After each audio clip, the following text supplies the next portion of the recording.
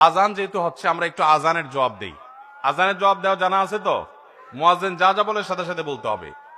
এই যে আজানটা কাছাকাছি, এখান থেকে শোনা যাচ্ছে আল্লাহু আকবার, আল্লাহু আকবার, আল্লাহু আকবার, আল্লাহু আকবার।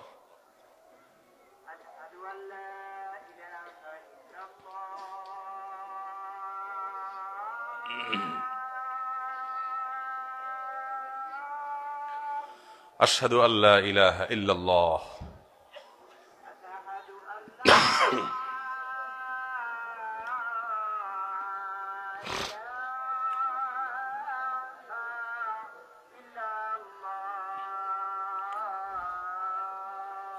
আশহাদু আল্লা ইলাহা ইল্লাল্লাহ।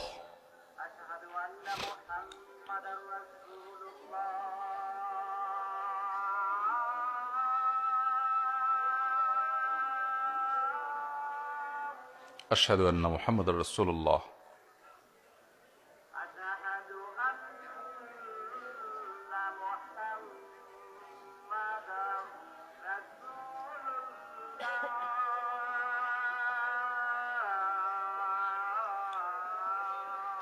আশহাদু আন্না মুহাম্মাদুর রাসূলুল্লাহ।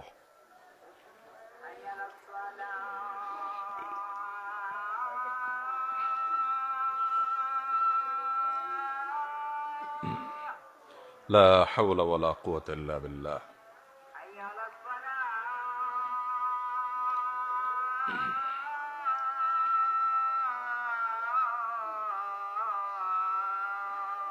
লা হাওলা ওয়ালা কুওয়াতা ইল্লা বিল্লাহ।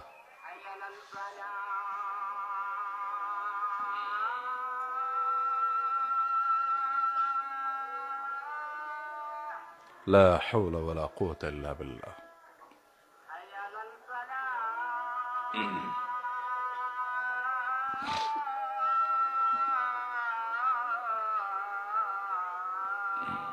লা হাওলা ওয়ালা কুওয়াতা ইল্লা বিল্লাহ।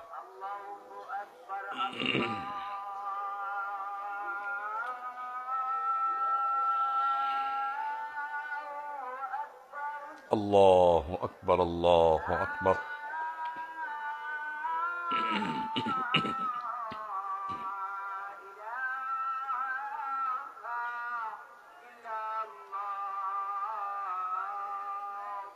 لا إله إلا الله.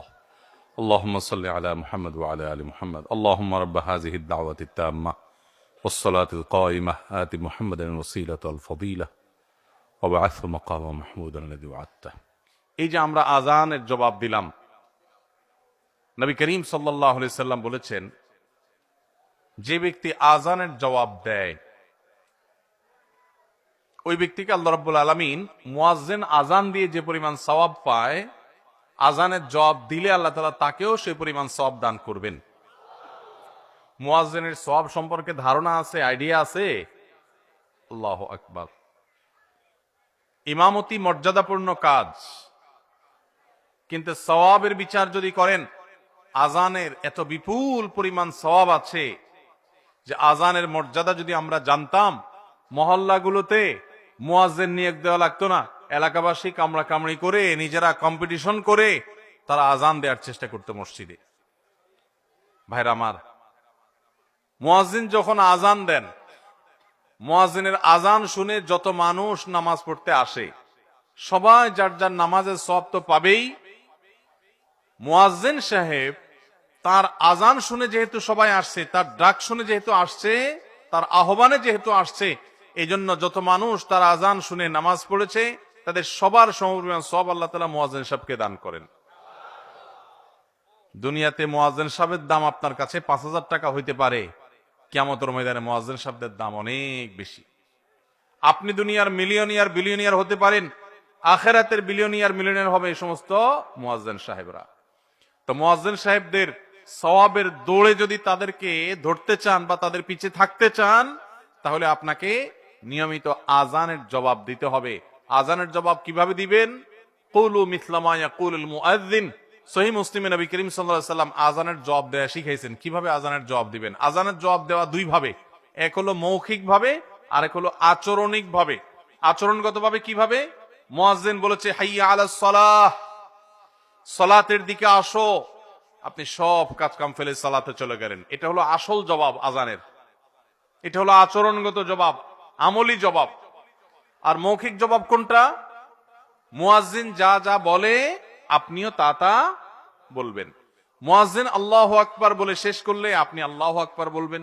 মুয়াজ্জিন আশহাদু আল্লা ইলাহা ইল্লাল্লাহ বলে শেষ করলে আপনিও আশহাদু আল্লা ইলাহা ইল্লাল্লাহ বলবেন। মুয়াজ্জিন যখন আশহাদু আন্না মুহাম্মাদুর রাসূলুল্লাহ বলবে আপনি তখন কি বলবেন?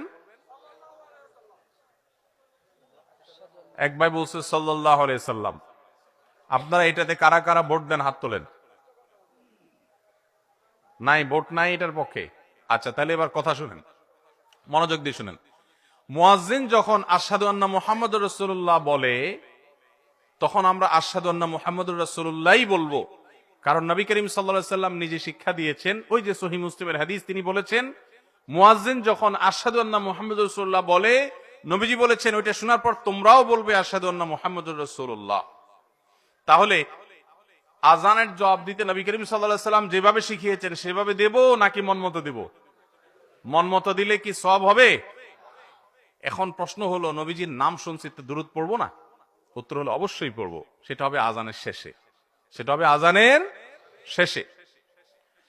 তাহলে আশহাদু আন্না মুহাম্মাদুর রাসূলুল্লাহ যখন বলবো তখন আমরা আশহাদু আন্না মুহাম্মাদুর রাসূলুল্লাহই বলবো। এদেশে আশহাদু আন্না মুহাম্মাদুর রাসূলুল্লাহ মুয়াজ্জিন যখন বলেন, নবীজি সাল্লাল্লাহু আলাইহি সাল্লামের মহব্বতে হাতে আঙ্গুলে চুমু খেয়ে চোখে লাগানো এই সংস্কৃতি আমাদের কাছে পরিচিত, কিন্তু আজানের জবাব যে দিতে হয় সুন্নত, সেটা আমাদের কাছে পরিচিত নয়। যেটা নবীজি করতে বলেছেন সেটা আমরা জানি না, যেটা নবীজি করতে নির্দেশ করছেন বলে কোনো প্রমাণ নাই সেটা আমরা সবাই জানি। এই জন্য সঠিকটা আমাদের জানতে হবে এবং আমল করতে হবে। আজানের জবাবে হাইয়া আলাস সালাহ হাইয়া আলাল ফালাহ যখন বলবে তখন শুধুমাত্র বলতে হবে কি? লা হাওলা ওয়ালা কুওয়াতা ইল্লা বিল্লাহ।